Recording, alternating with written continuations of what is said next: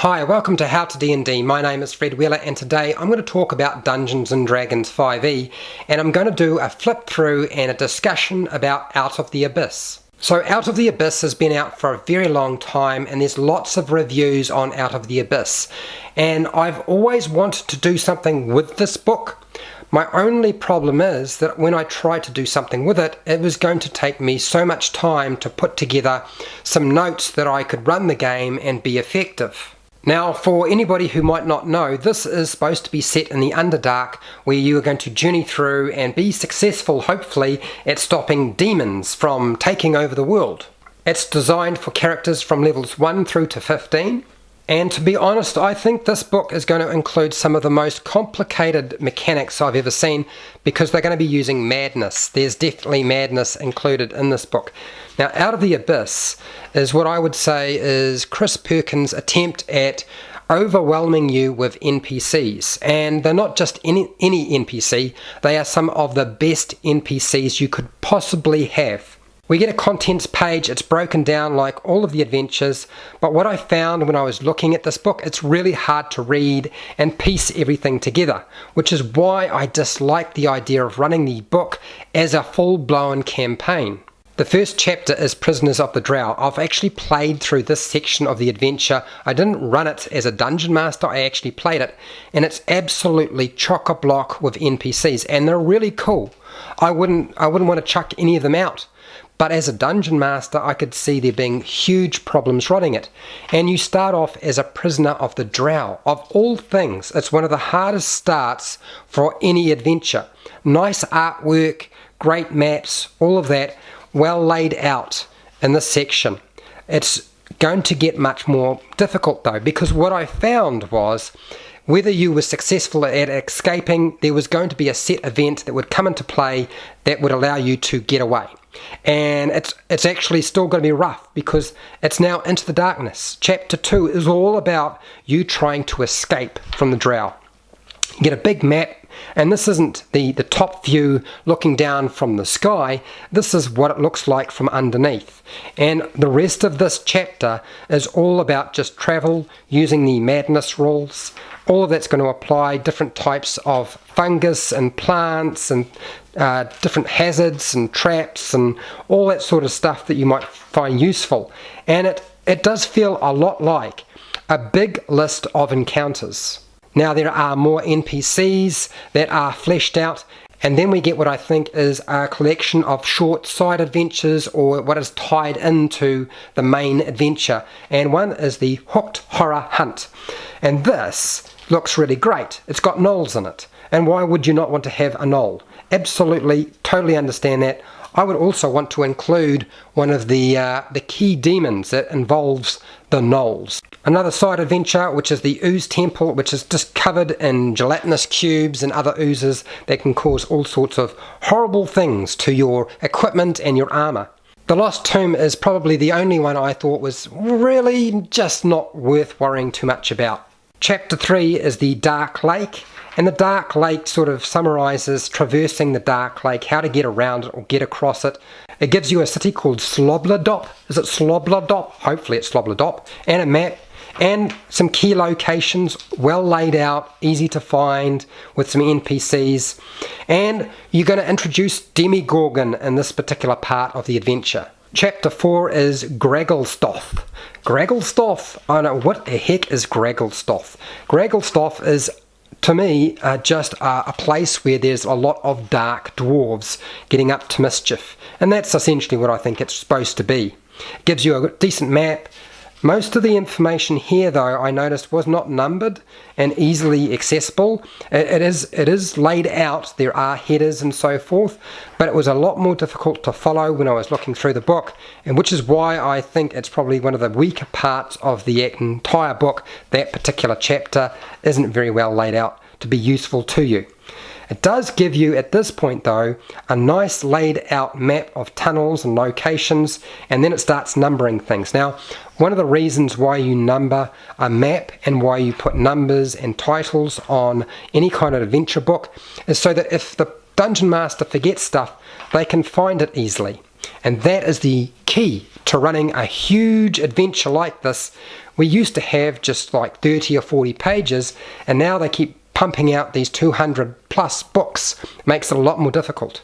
Each chapter has a focal point that you have to finish off with. Chapter 5 is the Neverlight Grove, and the Neverlight Grove is where you're going to find your fungus creatures, your vegetation that wants to eat you, devour you, or kill you.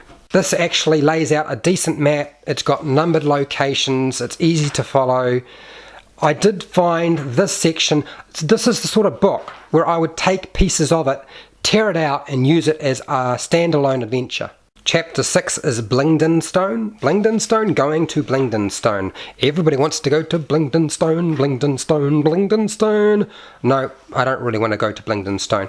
But it is laid out eventually with numbers and titles just like you would want. Decent maps. A little bit more complicated, probably because it's a bigger location and it's a little bit scattered around. It introduces us to the pudding court of all things. I would never have even considered that. Why would I call something a pudding court? But it's a great idea. Battle for Blingdenstone. So there's going to be some sort of battle taking place that you are going to be involved with. And here, I'm assuming, is Mr. Pudding King himself.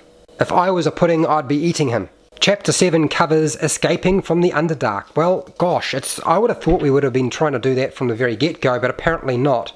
And this is written, it's a very small section, and it's written basically just to sort of cover how it would take place. So I think there's probably multiple points where you can exit. Chapter 8 is Audience with Gautlgrym, and this is where you're essentially given the quest. The quest hook is given at this point. So you've actually been playing through the adventure for some time before you wind up being given a quest from Brunor Battlehammer.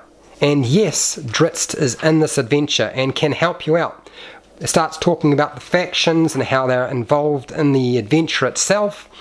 I've never been fond of the factions myself, but, you know, I know there are players who do enjoy using them. Chapter 9 is Montledirth. What is Montledirth? Montledirth. Well, we get a nice map, key locations all laid out, easy to find. Oh look, somebody is having a discussion.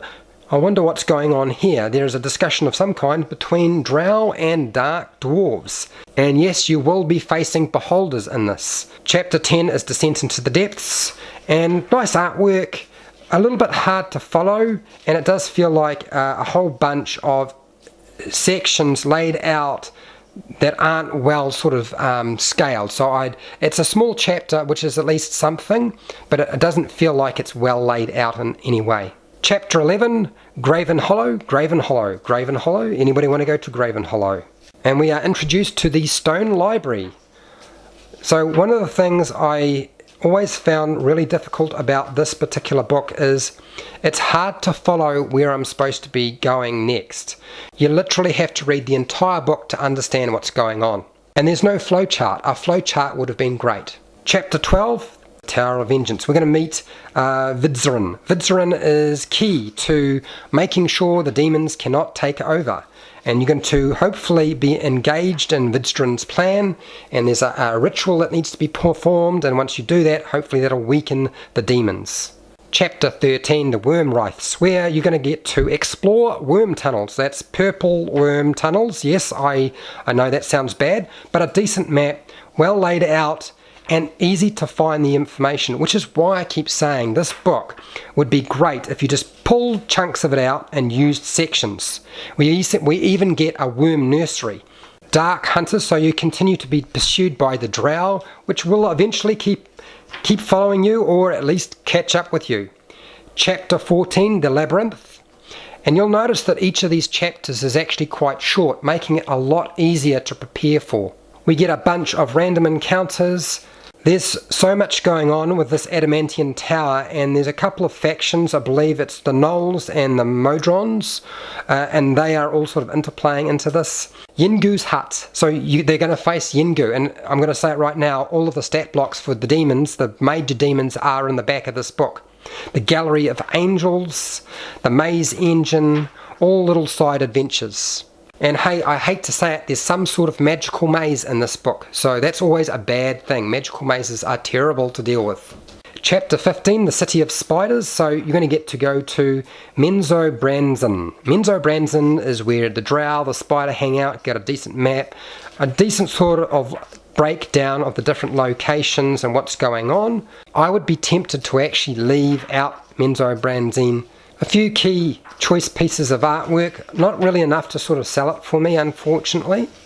And also really hard for me to follow. I do need enough structure to be able to figure out stuff, and I think most dungeon masters do.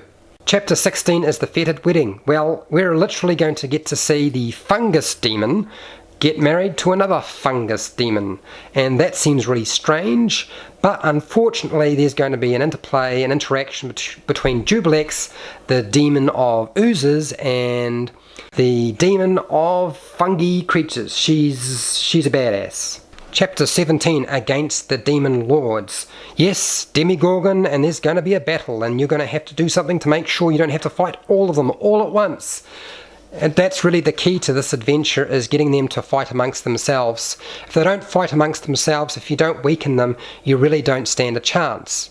Appendix A is the modified backgrounds if you want to include them in your game, and you get some magic items, about 2 pages worth, a few creatures, and some general stat blocks for some of the denizens and creatures and beasties that you will find in this adventure, including the major demon lords. Baphomet is included, we get Demigorgon, and yes, we get Fraz-Ublu, Grazit, yes, we'll keep Grazit, and Jubilex, which I like the idea of Jubilex. Orcus seems a bit unfair, doesn't he have that wand of death? Now, I don't know about you, but if the players' characters don't go mad, as a dungeon master I would probably go mad just by the sheer amount of information and how it's structured for this adventure, that I would really struggle. And also, I don't want to spend days and days and days preparing 256 pages worth of material, which I just don't feel like is bound together really well.